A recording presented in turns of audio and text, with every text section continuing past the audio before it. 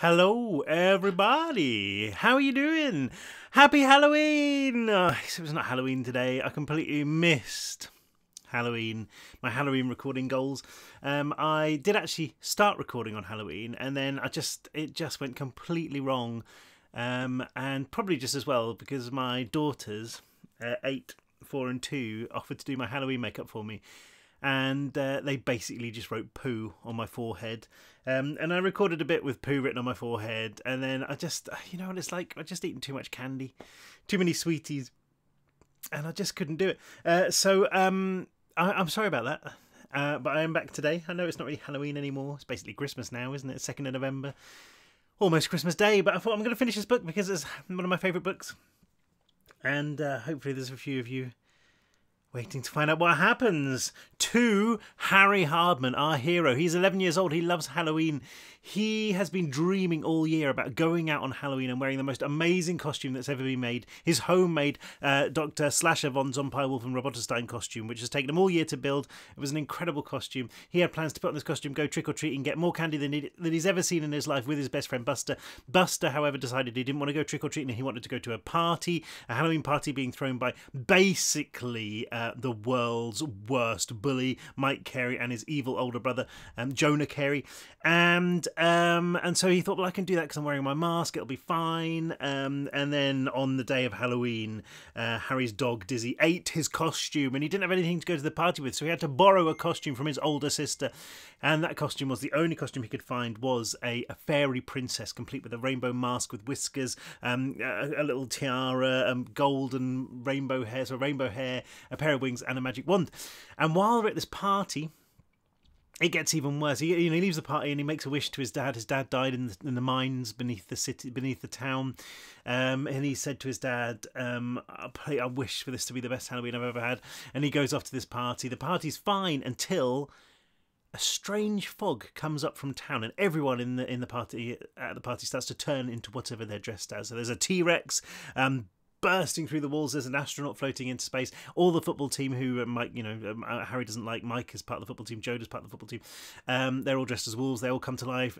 Basically, everything is trying to kill Harry and Buster. Buster is dressed as a zombie, and Buster starts to turn into a zombie. Even Buster is trying to eat Harry's face. Basically, they make it back to Harry's house, sort of followed by all these monsters, and there they meet Darlene, Harry's older sister, who's turned into a spider, a big spider, and they meet Arlene, Harry's younger sister, who's dressed as a clairvoyant, a mind reader, or a fortune teller. And she basically contacts 3 ghosts who say that the answer to this, and the only way you can fix it, lies in the mines. So Harry now realises he has to go to the mines, but he's just gone out to the shed to see his dad, who is obviously not there anymore, but he talks to his dad in the shed, and his dad has left him a message that's been there all this time. He's only just seen it. It says, "Be brave, Harry, always." And so Harry's like, if my dad, Harry Hardman Sr., could walk into those mines every day, then I can survive Halloween dressed as a fairy princess. So Harry's just heard the wolves closing in on his shed. And this chapter is called Perks of the Job. The wolves were on him as fast as the cold, and just as wicked, howling their delight into the night. Harry ran, screaming, Dizzy by his side. He heard the thump of the first wolf as it hurled itself from the shed roof, a scrabble of claws as the second followed. They snarled and snapped, making so much noise that Harry almost didn't hear the howls from the top of his house. 3 more wolves up there, their eyes glinting like moons. They moved as one, tiles smashing to the ground as they bounded down the walls. He wasn't even halfway across the yard. He was never going to make it. He felt something in the air behind him, a swooping, growling weight of shadow. The terror of it made him lose his footing, and he fell, the wolf growling over his head and landing on its side. It rolled up again in an instant, its white fur streaked with mud. Wolf Mike Carey. The others were right there, the closest throwing itself at Harry, its teeth like a mincer. Dizzy attacked, sinking his teeth into the wolf's behind. The wolf whimpered, backing away with its tail between its legs, and Dizzy positioned himself next to Harry. The other wolves hesitated, but only for a moment. pouncing, red in tooth and claw, the meaty stench of them overpowering. There was no escape. There were too many of them, and nowhere to run. Only he didn't need to run. Harry jumped straight up, flexing the muscles in his back and hearing the brain-numbing buzz of his wings. They wrenched him into the air, Dizzy clasped in his arms. The wolves collided where he'd just been standing, savaging each other until they realised that he was no longer there. He tried to fly forward, but he didn't know how. The wings didn't seem to have any kind of steering mechanism. He just hovered there like a piñata as the wolves backed away, never taking their eyes off him. One of them, he was pretty sure it was Jonah because of the brown fur and the psychopathic look in its eye, took a run-up and jumped, its jaws snapping shut inches from Harry's boots. Another tried, missing and landing on its back. "Move!" Harry commanded, wriggling his body and nodding his head until he started floating. Backwards. His wings thrummed, the effort of it making him sweat despite the aching cold. Dizzy was slipping, and Harry hoisted him up, clamping him to his chest. Then he began to kick as if he was swimming, finally starting to move towards the house. The wolves were still trying to snatch him out of the air, taking turns to hurl themselves up. One managed to snag his pants with its teeth, dragging him down by a couple of inches before losing its grip. "Come on!" he screamed. Dizzy was licking his face, either with delight or with terror. The dog was so heavy and the house seemed so far away. I can't do it! Hey! Harry looked past Dizzy, past the wolves. The back door was open and Darlene was there. She scuttled to the top step, then manoeuvred herself until her giant spider behind was facing into the garden. "You leave my brother alone!" She grunted, then sprayed a fountain of silk from her butt. It hit one of the wolves in the face, hard enough to plaster it against the fence at the side of the garden.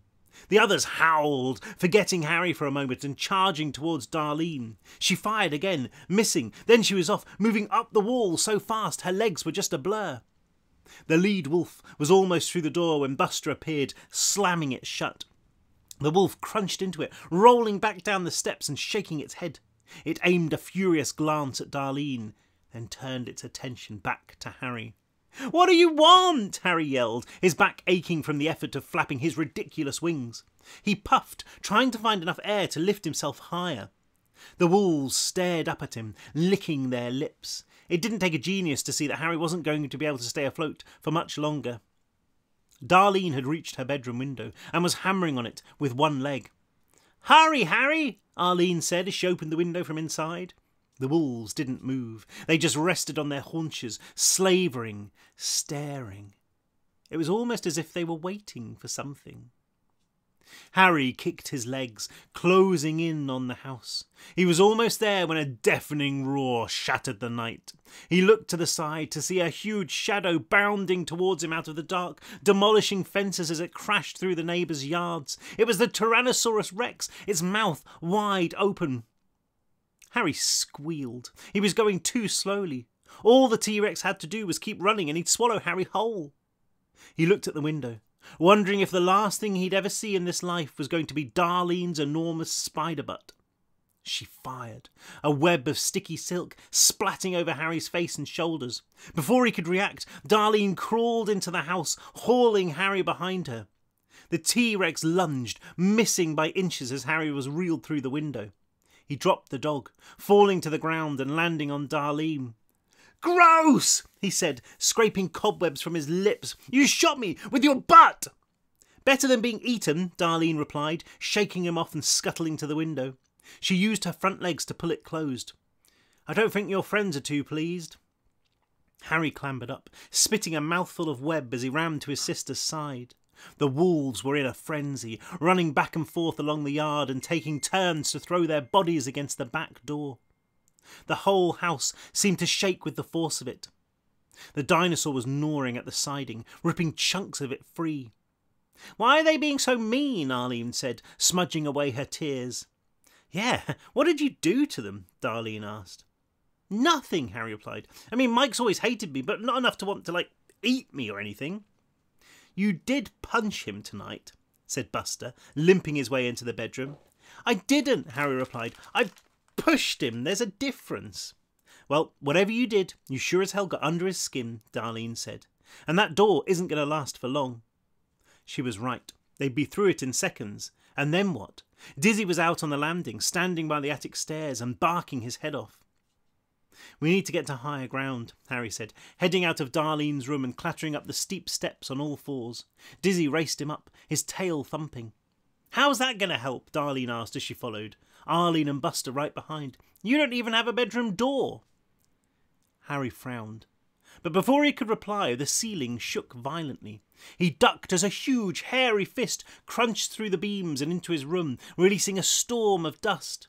"Retreat!" he yelled, almost tripping over the others as they all ran back down the stairs onto the landing. Arlene hugged his legs, sobbing now, all of them staring as a section of the roof was pulled away and the giant ape peered in. Crunch! The back door shattered into splinters, howls pouring into the house like cold water. Another wolf was climbing in through the hole in the ceiling, and Darlene shot a web of silk over the attic hatch to keep it out. Then she was moving, heading into Charlene and Marlene's room. Harry pushed Arlene inside, waiting for Buster to lumber in before slamming the door shut behind them. Together they shunted Marlene's heavy bed in front of it, and not a second too soon as one of the wolves started battering at the wood. The sound of its ragged breaths and its snapping jaws made Harry's legs feel like they were made of melting butter. "Now what?" said Darlene, climbing effortlessly onto the ceiling. Outside, King Kong roared, and somewhere a window shattered as it searched for them. "Can't you carry us away?" Arlene said. "With your wings?" "They're not strong enough," Harry replied, biting back the tears. The terror was like a living thing inside him, sapping his strength, making it too difficult to think. "I could barely even carry the dog." "You can carry Arlene," said Darlene. "Get her somewhere safe. I'll try to take the dog. I can run pretty fast with 8 legs. We can make it." Hello," said Buster. Darlene shot him a look. "Oh, yeah, right. Aren't you, dead anyway? I mean, your face is falling off." "Yeah, but my feelings are still intact," Buster said, pouting. "Just." Harry rubbed his eyes. His back was aching. He wasn't even sure if he could get airborne again, especially with a passenger. He felt a hand on his arm, looked down to see Arlene there. She was smiling up at him the same way she always did, like sunshine on a winter day. "What else can you do?" she asked. "Huh?" Harry replied. The bedroom door was bouncing out of its frame every time one of the wolves threw itself against it. Somewhere, another window broke. "What other powers have you got?" Arlene asked. "You're a fairy princess." "None!" Harry shouted back. "I've got these stupid wings and this stupid face and this stupid hair and this stupid crown and... Crown and... He reached into his pocket, pulling out the little star wand. "And this," he said. "Does it work?" Buster wailed. "Do something!" The bedroom door split down the middle, a wolf's snarling face pushing through. Harry waved the wand pathetically. "It doesn't do anything," he said. "It's just plastic." "Maybe you have to say something," Darlene asked, firing a strand of silk at the door. There wasn't much this time. She was running out of web. "Like a spell or something." Harry opened his mouth, but he never got the chance. The bedroom window exploded, a hail of glass blowing into the room, and the ape's huge hand following.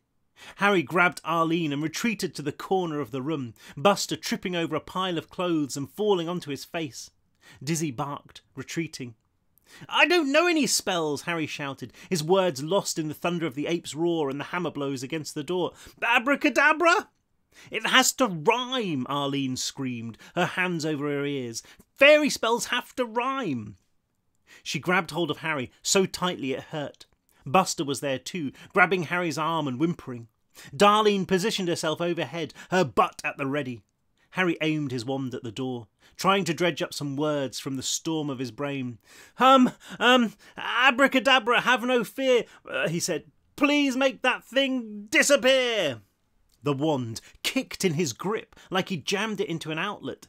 A bolt of crackling blue energy shot out of it, rippling across the room and hitting the door. And just like that, the door vanished. The wolf outside tumbled in, yelping with shock. There were others there too, and they bounded over the bed, growling their way into the middle of the room. "You idiot!" Darlene screamed, her words almost lost as one entire wall of the room was ripped away. Harry looked out at the night, past the howling ape that was beating its chest in victory, seeing witches and wizards, Vikings and marines, dinosaurs and demons, dozens of them, pouring into the yard or flying through the air. "Harry!" Arlene pleaded. The wolves launched themselves. The ape reached inside, and from somewhere in the night a fireball burned its way towards the house. "Magic wand, don't let me down! Beam us the heck up out of town!" The wand kicked, buzzed, and the world went black. This chapter is called Free Fall. For a blissful moment, Harry realised that the wand had worked. He was no longer in the house. There were no wolves, no giant apes, no fireballs. There was just the fresh air, the silent night, and the rush of wind past his face as he plummeted towards a terrifying death. What? He was in freefall, his stomach doing loop-the-loops behind his ribs, his lungs locked tight. He could see the town below, the silver-edged river curling through it, giant fires burning in half a dozen places, the solid, dark mass of the forest all around. He spun awkwardly, seeing more figures screaming through the night. "Harry!" It was Arlene's voice. He tried to flap his wings, but the wind was too strong. It felt like it was trying to rip them right out of his back. The town was bigger now. He was falling too fast. He felt something in his hand, the wand, and he flicked it, trying to think of another spell. "Magic wand, Something thumped into him, dizzy, howling as he tried to doggy paddle through the air. And Harry spun wildly, the wand flying out of his sweaty palm. He reached for it, grasping, feeling it brush against his fingertips. Beneath him, he could make out the rooftops, the street lights. There were only seconds left, but it was too dark, and the wand was too small. There, surely!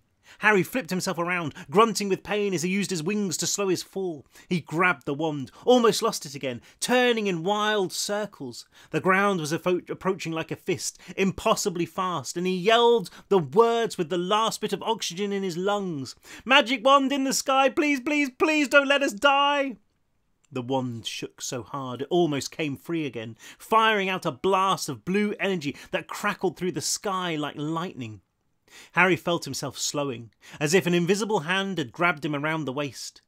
He glided down onto the flat roof of the liquor store, Dizzy landing next to him with a confused bark. Darlene was next, then Arlene, stretching her arms out like a bird as she dropped onto her tiptoes. Harry heard a scream from overhead, growing louder. He looked up in time to see a silhouette hurtling earthward, crashing through the roof with a thump. "Buster!" Harry yelled, running to the hole that his friend had made. Electric wires sparked, and in the flickering light he could see Buster lying in a crater on the shop floor below. "Dude, are you okay?" "No!" croaked Buster. He peeled himself up, rolling onto his back. His face was even mushier than before, his glasses completely shattered. "What happened?" "I have no idea," Harry replied, sliding the wand into his pocket. He climbed through the hole and dropped onto the top of a shelf, then onto the floor. Other than the two of them, it was completely deserted. It looked as if it had been ransacked, though, broken bottles lying everywhere. The air was so thick with fumes that it made Harry's eyes water. He offered Buster a hand, hauling him up. "Thanks," said Buster, stumbling away. It took Harry a moment to notice that he was still holding Buster's hand, which had detached itself from the end of Buster's arm. "Oh," said Harry. "What?" asked Buster. "Nothing," Harry said. He tried to hide the extra hand behind his back, but Buster noticed, screaming as he looked at his wrist. "This isn't happening," he said, grabbing his hand from Harry and trying to stick it back on. "This isn't happening." "Are you guys okay?" asked Darlene as she lowered Arlene, and then Dizzy, on the thin thread of silk. She scuttled down after them. "My hand," Buster said. "I'm like the opposite of fine." "Does it hurt?" asked Arlene. "No," Buster said, shaking his head. "It's just, weird." "At least the wand works," Arlene said. "It's pretty cool." It was pretty cool, and Harry waved it experimentally in front of his face again. What else could it do? He cleared his throat and spoke in a loud voice. "Magic wand! This is tragic. Help us reverse this awful magic." The wand vibrated, and then released a sharp crack of electricity. Harry yelped, dropping it to the floor and putting his stinging fingers to his mouth. "Ow!" he said.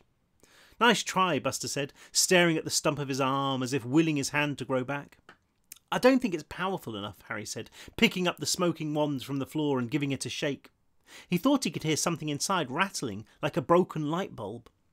"Fairy magic isn't very strong," said Arlene, scooting around a broken bottle. "You should have been a witch." Harry shook his hair from his eyes, feeling the princess crown rattle on his head. He puffed out a breath through his lips. "I should have been Dr. Slasher von Zompire Wolfenrobottenstein," he said as he looked around.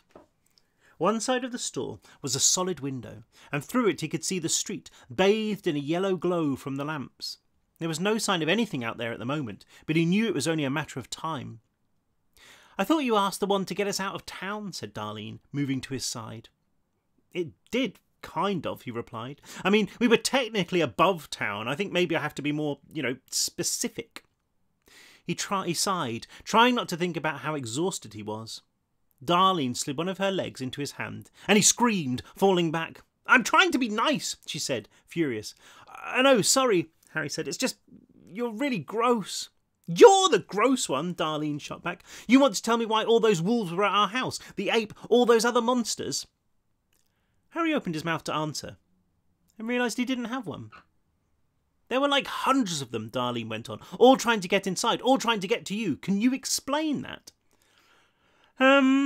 Said Harry. "Whatever is going on here, you know more than you're saying," she said, jabbing her leg at him. "They're coming after you, and I want to know why." "It's got nothing to do with me," said Harry. "How could it have? I didn't make this happen. It was just a coincidence or something. Mike hates me. He came to my house and everybody followed him." "Yeah?" said Darlene. "Yeah," said Harry. "This absolutely categorically has nothing to do with me." And at that precise moment, something started calling Harry's name. "Avast, me hearties," the next chapter is called. Not just one thing, Harry realised as he ran to the entrance of the store, but lots of things. The night was alive with the sound of his name. It rode the wind, coming from so many directions that he couldn't pinpoint any single source. It took the form of cackled screams from above, of booming, thunderous shouts that rattled the glass in the windows, of snarling barks that were far too close for comfort, all of them calling for him in unison. "Harry, Harry, Harry, Harry." "Yeah," said Darlene. "Nothing at all to do with you." He was about to snap back at her, but she wore a genuine look of concern that trapped his anger in his throat. Harry noticed that her face had changed even more, thick fur sprouting on her forehead and her cheeks. All 8 eyes blinked up at him. "I don't get it," he said, crumpling. "I don't understand what's happening." "Shall I ask my friends?" Arlene said. "Oh, wait, I left my 8-ball in the house. Sorry." "They told us enough, I think," said Darlene. "If we want answers, we have to head to the mines." "But it doesn't make any sense," said Harry. He ducked back through the door as a shape swept through the night, its wings beating. "How are the mines going to help us?" "Not the mines," said Darlene. "Whoever's inside them." This thought filled Harry with even more fear than the wolves. If the ghosts had been right and there was somebody down in the mines, then why on earth did they want to see him? Surely what lay down there was even more dangerous than what stalked the streets. "I'm not going," he said, "and that's the end of it. It's not me they want. It's obviously a case of mistaken identity. There's some other Harry in town and they want him." "I hope you're right," said Darlene, "because I'm starting to forget things, Harry. All I can think about is making webs and eating flies." She shuddered. "I don't know how much longer I've got." "And Buster's not really Buster anymore," said Arlene, pointing back into the store. Buster had emptied the fridge and was devouring pack after pack of beef jerky, tossing the wrappers to the floor. "I'm so hungry," he groaned, spraying half-chewed meat. "Look, I know," snapped Harry. "Things are really bad. But what am I supposed to do? I'm nobody. I'm a ghost roach. You need somebody like Dad here. He'd sort this. He'd sort all of this." Harry turned away, biting his lip. It wasn't fair. Dad should have been with them. He'd always dressed up as a vampire for Halloween. He'd be super strong and super fast, and he'd be able to fix the whole town without breaking a sweat. "Harry," said Darlene, "Dad wouldn't have..." She stopped, cocking her head. My spider sense is tingling, she said. Something's coming. By the time they'd retreated into the store, Harry felt it too, a tremor that ran through the ground and up his legs.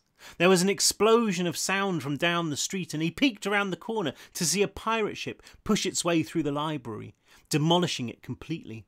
The whole street seemed to tremble with the force of it. "No!" Darlene screamed. Harry had to hold her back as she fought to get outside. "How could they? All those books!" From down here, the ship looked enormous, its bow carving a massive trench in the asphalt as it turned towards them. Dizzy barked furiously, spit flying from his foaming jaws. Harry tried to grab him, but the dog bounded out, ready to take on the pirates single-handed. It was only when he stopped making so much noise that Harry realised the pirates were yelling his name off the deck. "Run!" Darlene yelled, retreating. The ship was almost on them now, and the pirates had spotted the dog. They slid down the ropes with their swords clenched in their teeth. Harry bolted back into the shop just as one of the cannons roared, an explosion engulfing the front of the liquor store. He fought through the dust, unable to see anything, reaching for Darlene or Arlene or Buster, anyone. His ears rang with the roar of cannon fire, but he could still hear the pirates yelling to each other as they ran inside. "Avast, me hearties! Find the one called Harry! Take him alive! We'll make him walk the plank!" Harry ran behind a refrigeration unit, coughing hard. He smudged the tears from his eyes, seeing Darlene squeezing through the hole in the ceiling. Nobody else was visible, dust and smoke filling the whole store. "Arlene!" Harry hissed. "Where are you?" From outside, Dizzy barked, then whined, then fell silent. Harry grabbed his wand so hard his fingers almost cramped. He was about to wave it when somebody walked past the shelf he was hiding behind. It was a short, fat pirate, his cutlass glinting as he swept it back and forth. He was wearing a bandana on his head, a crude skull and crossbones painted on it. "No use hiding," he said, with what might have been an old English accent. "You landlubbers belong to us now." He looked around, his one eye finding Harry. When he broke into a smile, all his teeth were gold. "Found ye, Master Harry." Harry waved the wand, racked his brain. "A magic wand, loud and clear, get these pirates out of here?" The wand fizzed, weaker than before. A shard of light broke free, disappearing into the smoke, fizzling to nothing. The pirate's smile curled even higher. "Is that all you've?" Roars, lots of them. Harry and the pirate turned to look as a crowd of men ran out of the dust. They were all wearing red coats and wide black hats, and they had old-fashioned rifles clasped in their hands. The pirate took one look at them and ran, bouncing off the shelf. "The King's Navy!" he yelled. "Cut your lasses! Back on the ship!" The men in red ran past, and Harry ran after them, seeing the pirates scale the ropes in terror. The ship's sails billowed, the bow grinding its way through the street. By the time it had started moving again, the Navy soldiers were dissolving like sugar in water, swirling into nothing. If the pirates noticed, they showed no sign of it. The ship tilted to the side, destroying another building as it headed north. "Good riddance!" Harry shouted after them, waving his wand like a sword. "Don't come—" The last word dried up in his throat. From here he could see the top deck of the ship, 3 pirates standing next to the railings. One was wearing a luxurious fur coat and an enormous hat, and he stared down at Harry with a wicked smile on his face. The reason for that smile was immediately apparent, and it made Harry collapse to his knees, his hands in his hair. On one side of the captain, a hook in his collar, was Dizzy, howling with terror. And on the other, her hands bound with ropes, her sad eyes pleading, was Arlene. No. The next chapter is called Teacher's Pet.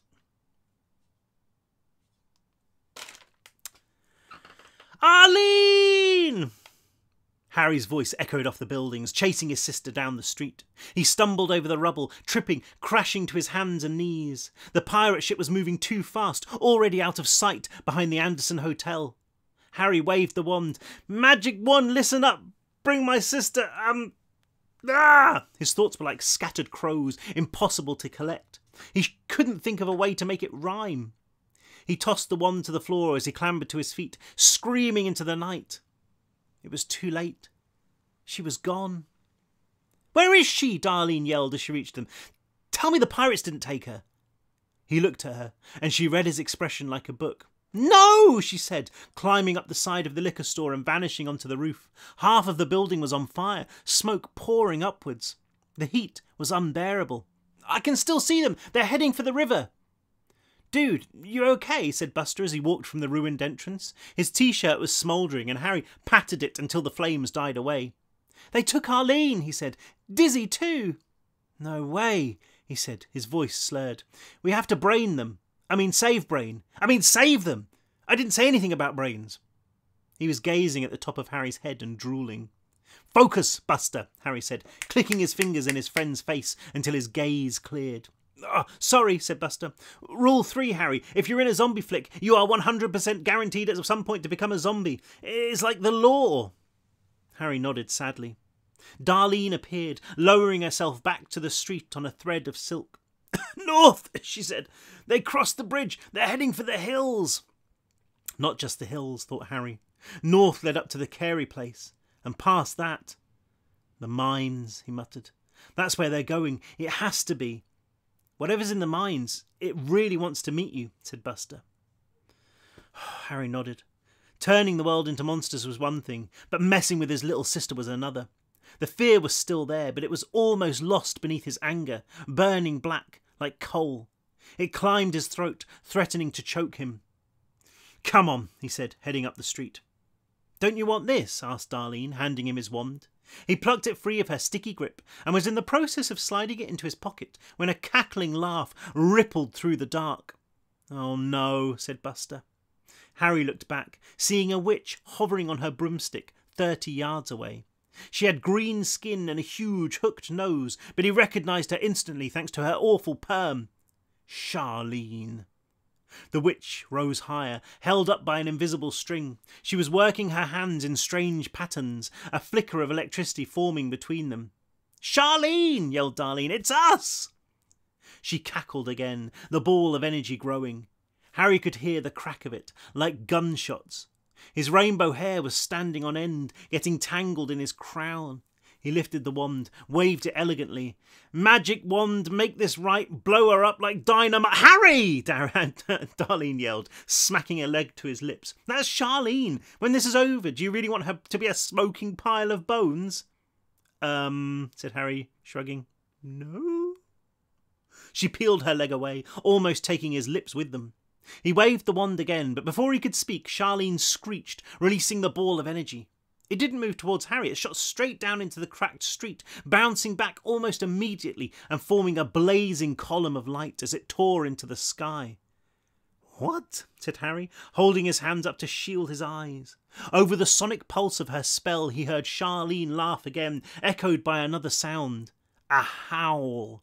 More followed, and Harry suddenly understood what had happened. "She's calling them," he said, backing away. "All of them. We've got to move." He bolted as fast as he was able on his little legs, heading away from Charlene and turning down the alley beside the liquor store. The column of light lit up the whole town like a searchlight, and even down here there was nowhere to hide. "They're here!" Charlene screamed from the sky, her voice amplified like she was speaking through a bullhorn. "I found them!" "Slow down," Buster wailed, lumbering after Harry. Darlene ran up behind him, throwing him onto her back and carrying him to the end of the alley. They crossed Lincoln Avenue, Harry glancing up as he went. It was like the sun had risen thanks to Charlene's spell, and he could see a dozen shapes wheeling overhead like vultures. Only they weren't vultures. They were witches and goblins and demons, and they were all still chanting his name. He followed Darlene into another alleyway, still staring at the broken night. His leg caught on something and he tripped, yelping as he crashed onto the cold asphalt. It could have been a giant snake, stretched across the alleyway between a hardware store and Smokey's Tavern. But at one end of it, there wasn't a head, just a spiked tip like an arrow. The other rose up the side of the tavern wall, joining a much bigger mass of shadow and scale. A mass that started to move. "Come on!" hissed Darlene, and Harry obeyed, his footsteps echoing as he sprinted down the alleyway. But the shape above him kept moving, peeling itself away from the roof. Something huge curled into the other end of the alleyway, another snake-like shape, but this one topped with a head the size of a minivan. Harry skidded to a halt, as did Darlene, all of them watching in horror as two diamond-flecked eyes opened, followed by a cavern-sized mouth. "That's a dragon," said Harry. "You think?" Darlene replied. "We've got to go up." She threw herself onto the wall of the hardware store, Buster clinging to her like a rucksack. Harry flexed his back muscles, his wings buzzing, but there was something bothering him about the dragon. It looked weirdly familiar. The shape of its eyes, the ridges of its eyebrows, almost like horn-rimmed glasses, a shock of white hair resting on them. The dragon leaned in closer, almost close enough to touch, close enough to swallow Harry whole if it wanted to. Its breath reeked of sardines and coffee, and suddenly he knew who he was looking at. "Mrs. Bukowski?" he said, doing his best to smile at his English teacher. "It's me, Harry Hardman." The dragon snorted, a curl of smoke rising from its nostrils. Its mouth was still open, those silver eyes blazing in the light of Charlene's spell. If his teacher recognised him, she showed no sign of it. And now that he thought about it, he wasn't sure if he wanted her to recognise him. It wasn't like Harry was a model student or anything. Not awful, not disobedient, just not brilliant. Not like Darlene. "Hey!" he hissed. His sister was clambering onto the roof and she had to angle her whole body around just to look at him. "What?" she said. "It's Mrs. Bukowski," Harry said. Darlene frowned, her eyes studying the dragon, its huge head angled up to her. Something swooped overhead, a flash of cloak and broomstick. At the same time, a wolf bounded into the far end of the alleyway. It spotted Harry instantly, galloping towards him, flecks of spit flying from its jaws. "Mrs. Bukowski?" Darlene said. "It's me, Darlene Hardman. We need your help." The dragon studied Darlene intently. "I know I don't look like me, but it is," she said. "You just gave me an A for my midterm. I wrote the essay on Poe." The wolf was closing in fast, and Harry took off, his wings aching as they hauled him off the ground. Mrs. Bukowski glanced down at the wolf, her eyes creasing with annoyance. It was no secret that most of the faculty hated the football team, and the English department was no exception. "Please," Darlene shouted, just as the wolf leapt towards Harry, its teeth flashing. The dragon moved surprisingly quickly for an old lady, its head snapping forward and snatching the wolf out of the air. With a flick of its neck, it sent the creature soaring over the rooftops. Then it lunged again, this time right for Harry. He had time to suck in a lungful of air to scream with. Then the dragon lifted him with its teeth, spitting him onto its back. He grabbed the ridge of a big, thick scale, hanging on for dear life as the dragon's huge wings rose like sails on either side of him. They crashed down together, hard enough to blast air conditioning units off the roof. The dragon bucked, flapping its wings again and again, each time rising a little higher off the roof of the store. Harry glanced to the side, seeing Darlene fire a jet of silk at the dragon's belly, swinging away from the roof. Then they were off, rising into the light-drenched night. A tough decision. It was like riding in a convertible jumbo jet. The wind tore past Harry's ears with a sound like jet engines roaring, almost strong enough to pull him off the dragon's back. He clung on with fingers he couldn't even feel anymore, the cold settling into his bones, freezing his blood. "Hang on!" shouted Darlene as she scuttled up from the dragon's stomach. Buster had his arms wrapped around her neck, but with only one hand he was finding it difficult to cling on. Darlene shook him off gently so that he was lying next to Harry. Then she turned around and pointed her butt at them. "Don't you—" started Harry. She fired a clump of web that snapped down over Harry and Buster, fixing them to the dragon's back. It was just as well, because Mrs. Bukowski banked hard to the side, the town tilting vertiginously beneath them. The houses and cars as small as toys. "You're welcome," said Darlene, hunkering down. They weren't alone up here. Shapes whizzed past, crackling beams of energy lit up the sky, and every now and again the dragon would unleash a stream of fire that burned through the night. The heat of it was unbelievable, singeing Harry's eyebrows even though he was sitting behind it. "Mrs. Bukowski!" yelled Darlene. "We need to go to the mine, the old one, to the north of town." The dragon snorted, banking again. Mrs. Bukowski was following the river, gaining height as they passed over two huge fires. The lights of the town gave way to the ink-black forest, but Harry could just about see the grey line of the road zigzagging up through the trees.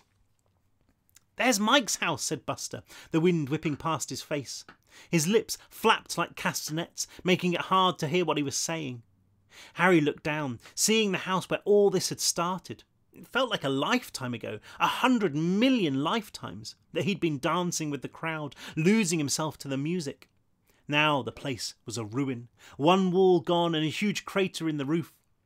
He almost smiled at the thought of Mike having to explain it to his parents, until he remembered that Mike's parents might not even be alive anymore, and that Mike might be a wolf for the rest of his life. Then it too was gone, and there was only the forest. It was as black as an ocean, inkwell dark. Harry felt like if he fell off here, he would keep falling forever. Mrs. Bukowski's giant wings flapped like thunder, her body twisting this way and that, until, finally, she started to descend. "Coming in hot!" Darlene yelled. The dragon roared, and there was a cacophony of cracks and rustles as it crashed into the trees. Branches whipped around Harry's head, stinging, but Darlene's web held strong. The roar of his pulse was so loud that it took him a moment to realise they'd come to a stop. "Is everyone okay?" Darlene asked, using her legs to pluck the web free. Harry wrenched himself loose, yelping as he slid down the dragon's back and landed in a pile of leaves and splinters. He'd only just managed to sit up when Buster landed on top of him, punching the wind from his lungs. "Ow!" he said, pushing Buster away before his friend could sink his teeth into his forehead. He stood, wobbling, waiting for the strength to return to his legs. Buster climbed up too, patting himself all over to check for missing body parts.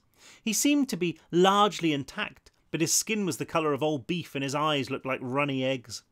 Weirdly, he almost looked like Dr. Slasher von Zompire Wolf and Roboterstein. "I'm okay," said Buster, almost as if he was trying to convince himself. "I'm okay." Darlene swung down beside them, detaching herself from the dragon. It towered over them, snorting smoke from its muzzle. "Thank you, Miss B," said Darlene. "It's the last time I call her an old dragon," whispered Buster. "Well, you know, in a bad way." Harry nodded a thanks to his teacher, wondering if she would have to live like this forever, wondering if they all would. There were worse things to spend the rest of your life as than a dragon. Like a fairy princess, for example. The forest was pitch black, not even a hint of the light from the town.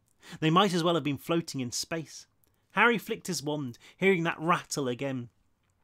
"Magic wand, we need a light. Can you make the forest bright?" It vibrated, releasing a burst of charge that trickled to the ground. "I think it's run out," he said, looking to see if it needed batteries. "Anyone else?" The dragon opened its mouth and released a plume of fire 30 yards long. It engulfed the trees, making the trunks pop and crack. Mrs. Bukowski coughed out a noise that sounded almost like whoops, but it had worked. The raging inferno revealed an old wooden building on the other side of the clearing, one that Harry recognised instantly. "The hoist house," he said, waving away the heat. "We're here." "The old mine," said Buster. It was beneath them right now, a sprawling labyrinth of tunnels and shafts. Harry felt dizzy thinking about it, about the fact they'd dug out so much of the mountain. He felt as if he was standing on the edge of a cliff in a strong wind. What was left could collapse at any minute, he knew, burying them alive. Just like Dad. And he thought of him, deep beneath the ground. He thought of the thunder of the rock collapsing, the screams, the dust. It would have been quick, he knew that much, and his dad would have gone out fighting. Harry Hardman was the kind of man who could fight mountains and win. Just not this time. "You okay?" Darlene asked. "Yeah," he said. But she must have read his thoughts. "Think about Arlene. She needs us. Look." She pointed a leg past the hoist house, and Harry squinted, seeing a pirate ship moored amongst the trees. No, a bunch of pirate ships, lined up like motorcycles at a bar. Their sails hung limply, their decks dark and deserted. He bunched his fists so hard his nails dug into the flesh of his palms. "Rule number 14, said Buster. "Never venture into a crypt, dungeon, basement or mine in the middle of the night, or like any time of day really, but especially at night. "And rule number 9, Harry added. If bad things are happening, just call the cops. Don't try to fix them on your own. Those are the cops, said Darlene. They can't help us. I know, said Harry. And he did. He knew that even if they climbed back onto the dragon and flew for 100 miles, they wouldn't find anyone to help them. Halloween had backed them against the wall. We can wait, said Buster. Try to find some backup. I mean, we're still okay, kind of. There might be other people who remember who they are. There's no time, said Harry. Those monsters have found us twice now. They're going to keep coming no matter what. I don't know what's down there or what it wants with me, but I know we're the only ones who can save Arlene, who can save Dizzy, who can save everyone. We're the only ones who can fight Halloween. He punched one hand into his palm, but the sound of it was pathetically soft, swallowed whole by the trees. Nobody replied, and he looked at Darlene, then at Buster. You don't have to come. I mean, the monsters aren't calling your names. And leave saving the world to a fairy princess, said Buster, almost managing a smile. No way. Rule 7, Harry. The sidekick always saves the day. No. Rule 7 is the sidekick always dies, said Harry. Sorry. You're going to need my spider powers, said Darlene. And my zombie skills, said Buster. He shrugged, and his other ear plopped to the ground. He stared at it forlornly for a moment before picking it up and putting it in his pocket. But seriously, we're in this together. Don't forget rule number 4. Never ever, under any circumstances, for any reason, split up, said Harry, nodding. He dug the wand from his pocket and started walking. Okay, let's do this. Let's go get Arlene and kick Halloween's ass. Okay, that sounds like a good place to stop. Tomorrow, or whenever I get round to it, we will be descending into the mines to find out what is behind the chaos of Halloween. I hope you've enjoyed that. And yeah, I'll catch up with you next time. Have a great week. It's Monday here, right now, at this exact moment in time. And yeah, I hope you have a really nice week ahead of you, and that all is well. I'll see you soon. Bye.